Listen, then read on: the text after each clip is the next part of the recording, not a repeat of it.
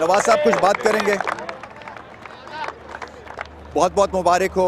आसान नहीं होता है टीम से बाहर रहना, फिर आना और ऐसे क्रूशल वक्त के ऊपर इतनी बड़ी परफॉर्मेंस कर देना, कैसा फील कर रहे हैं? Thank you very much Rameez भाई। जी बिल्कुल टफ़ था, लेकिन ऑफ सीज़न मैंने तैयारी की हुई थी इसके लिए, जिसकी वजह से मेरा डोमेस्टिक सीज़न भी अच्छा रहा और वही चीज़ मैं इधर लेके आया और कोशिश यही थी कि मैं अच्छा परफॉर्म करूं।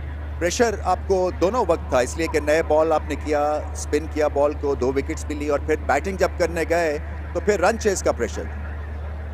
जी बिल्कुल प्रेशर था, लेकिन आज की इनिंग में बॉलिंग में इतना प्रेशर नहीं था, बिकॉज लास्ट 2 इनिंग्स में हमने जिस कंडीशन में बॉलिंग की थी वो ज़्यादा टफ थी एज़ कम्पेयर टुडे, और इसीलिए मैं थोड़ा सा आज बॉल भी आगे पिच कर रहा था और ट्राई कर रहा था बॉल को स्पिन करने की।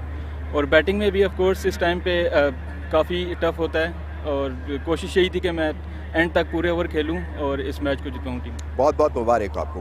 Thank you very much.